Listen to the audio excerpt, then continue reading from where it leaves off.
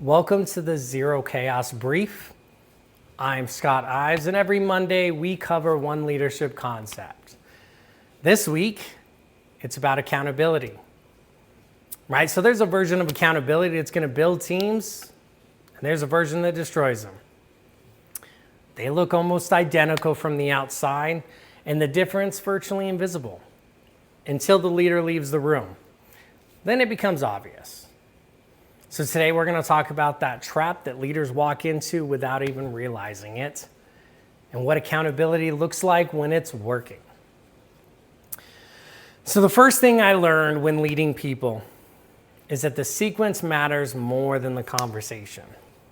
Meaning, when someone on my team made a mistake, the first move wasn't have a conversation, find out what happened. The first move was just fixing it. You address the problem before you address the person. Because if you lead with the correction before the situation is resolved, you're not leading, you're making the moment about your frustration instead of the outcome. Right? So fix it, or help them fix it, and then you talk. The sequence signals one thing to the person, that the mission is more important than ego. So remember to follow every Monday. We have a new brief. This is the kind of stuff you don't want to miss. So once the situation is handled, I ask questions. It's not to gather information that I don't have, because I already have it most of the time. I know what happened. I ask questions to transfer ownership. Transfer the ownership of that answer to them. So things like, what happened? From their point of view. What's the policy? What was the result that happened? Right? What did you want the result to be? Right? So every question that I'm asking them points toward an answer that I already know. But if I give them the answer, I own it. If they find the answer, they own it. Right? So compliance is going to change behavior while you're watching. But ownership is going to change their behavior when you're not. Right, so habit 5, Stephen Covey says, seek first to understand, then to be understood. Right, so you don't enter a correction conversation with a verdict already drafted. You enter it with questions.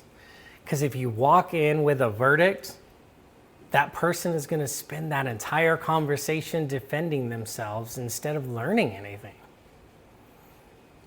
Right, so share this if it landed. Because every Monday I put out something like this.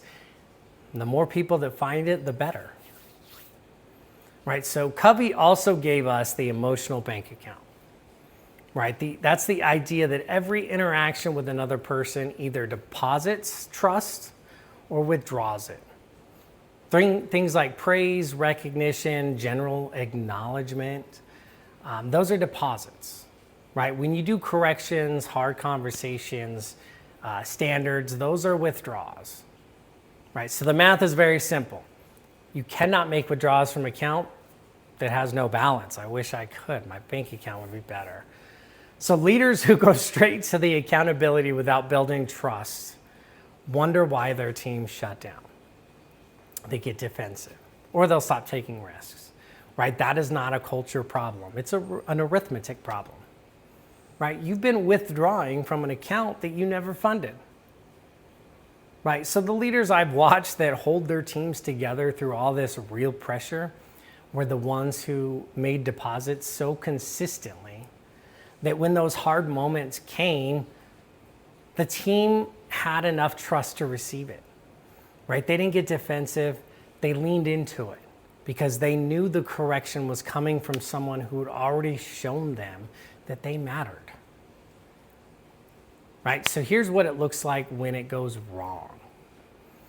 The leader hears about a problem.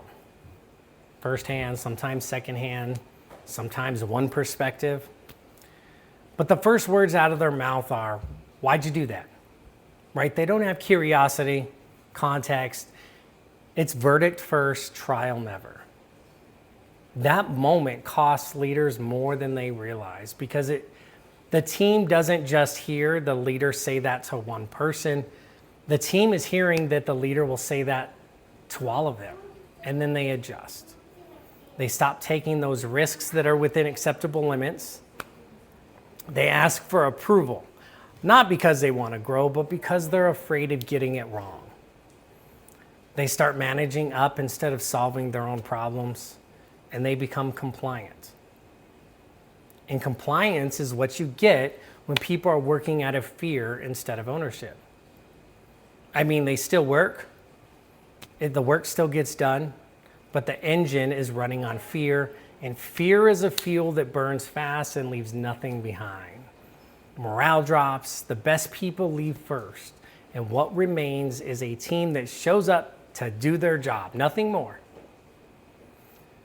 Right, so real accountability is built on three things: training, standards, integrity. You train people, you create the standards together so they own them, you recognize what they do well, right? Publicly, specifically, consistently. And then when they fall short, those corrections aren't an attack, right? It's a reference point that you both agreed on. We built this together. Here's where we are. How do we get back, right? That's accountability. It doesn't feel like punishment because it isn't. It's a navigation correction. It's not a verdict. The team that operates this way doesn't just perform when you're watching. They perform because they own the outcome, because they built the standard, because the leader showed them repeatedly before it even mattered that they were worth investing in. So that's the difference between a team and a workforce. So the next time someone on your team makes a mistake, check your sequence, right? Did you fix it before you addressed it? Did you ask questions before you gave answers? Did you have enough in the account to make the withdrawal? Right? If the answer to any of these questions is no, that's where your work starts. So I hope you got something from this. If you did, subscribe on YouTube, follow me on Spotify. Again, every Monday a new brief drops. By the way, drop a comment. Tell me what the hardest accountability conversation you've had to have as a leader. And remember, you don't eliminate chaos. You learn to lead through it. That's the brief.